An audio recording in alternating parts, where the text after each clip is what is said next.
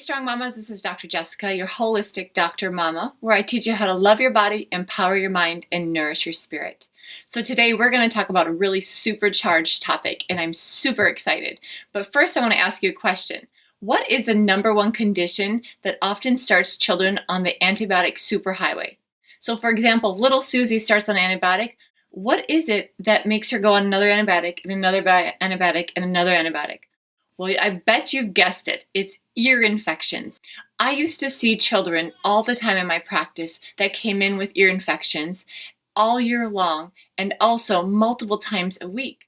So today I'm going to share with you some incredible information, and before I get into it, I want you to be sure to subscribe so you can get my weekly updates every single Monday. So hit the subscribe button now. Okay, so today I'm going to share with you two really important things. The first thing is I'm going to share with you why are children so susceptible to ear infections. And the second one is I'm going to share with you 7 signs to watch for before an ear infection strikes. So why are children so stinking susceptible to ear infections? Well, the first thing is I'm going to explain to you the anatomy of the ears. Okay, the anatomy of the ears when an infant is born. The ear canals are like this. They're horizontal. And what happens as that child grows, they become more vertical like this. Now, that being said, our lymph system, which is a system in our body that is constantly and should be constantly flowing, okay? It's embedded within our muscles and other tissue. And our lymph system should be flowing kind of like a river, okay? And gravity assists and helps with the lymph drainage. Now, if the ear canals are like this, horizontal in an infant and a young child, there's no help from gravity. So that being said, the lymph system is responsible for carrying different proteins and hormones, but the biggest responsibility that it has is it eliminates waste in our body. And when the lymph system is flowing like a river, then the unwanted waste is flowing and we're detoxing it and eliminating it perfectly. Now, if it's not flowing like a river, I want you to visualize a pond. Picture a pond in your mind and how that pond becomes very stagnated water over time. And that pond will all of a sudden start to have a thick layer of grimy stuff on top, and eventually it'll start to smell. Well, that's what our lymph system will do as well, is it will start to pool like a pond and it becomes a breeding ground for pathogens. Now, is this making sense to you? What I want you to do is comment yes in the comments below.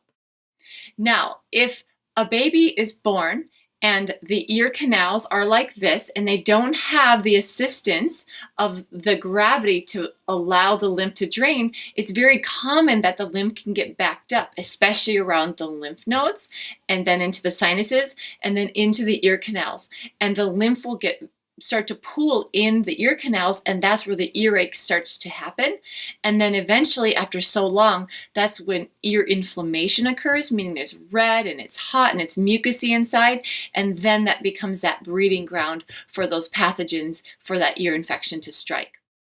Now, not only is the anatomy important to understand, there's also something really important to understand as to why the lymph doesn't drain so well, and that is the birth process. Now, on a typical birth, 60 to 80 pounds of pressure from a typical vaginal birth, there's 60 to 80 pounds of pressure placed upon the cranium and the upper neck of a child, of an infant. And when that happens, that typical birth, a child can have neck tension and you wouldn't really know it. However, the crying or the colic, that can be a good sign that there's neck tension. But now, think about this.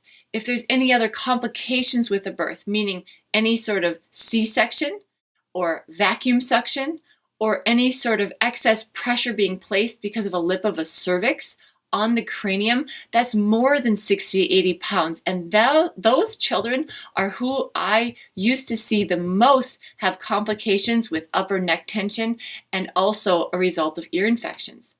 So that being said, it's really important to understand that those neck muscles, if they're tense and tight, what they're going to do is they're not going to allow the lymph to flow properly like a river, and there's going to be backup in the lymph nodes of the neck in the tonsils, in the sinus cavity, and then into the ears.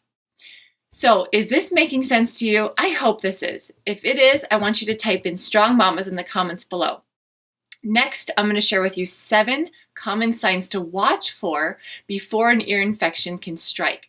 And pay attention to these 7 signs, because really what they do is they let us know that your child is having some sort of neck tension.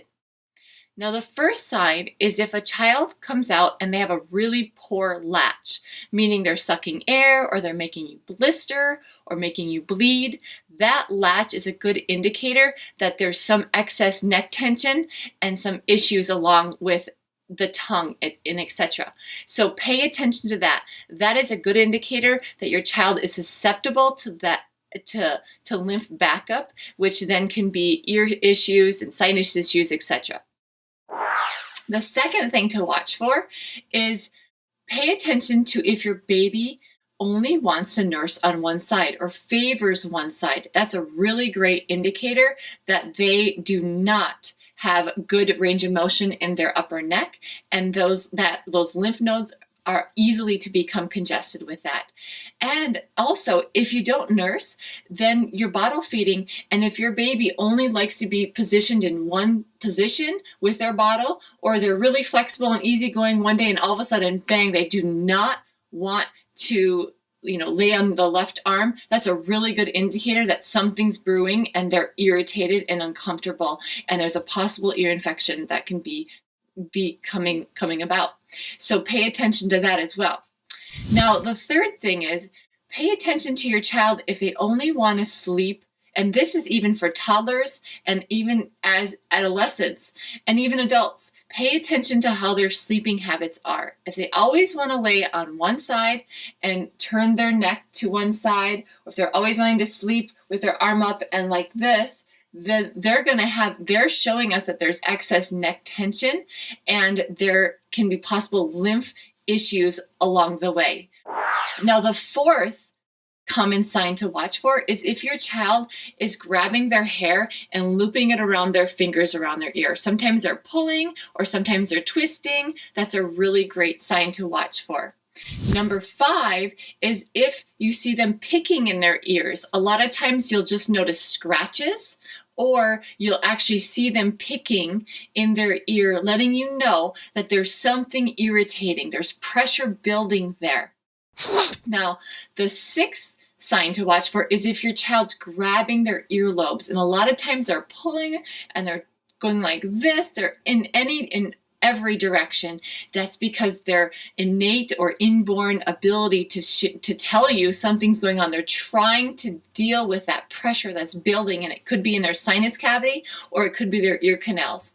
And the last sign to watch for is if your child wakes up, especially from a nap, with glossy eyes. That lets us know that the lymph is not draining, that the lymph is backing up into the sinuses. Those glossy eyes are such a great window to let us know that something's going on and an ear infection may be brewing. Now, I hope this was helpful. What I want you to do is click thumbs up if this was helpful. Also, I want you to comment Strong Mama in the comments below, because I'm so excited in my next videos to share with you amazing tips and tricks and techniques that are for all ages to not only prevent ear infections, but also helps with sinuses to drain and with headaches, but most importantly, to help if you are in the midst of a crisis, to help you heal faster and feel better quicker. I want you to also check out my website at holisticdoctormama.com for a lot of more information, and share this with your other strong fellow mamas. I want other mamas to be inspired just like you are, to be able to help themselves and their families.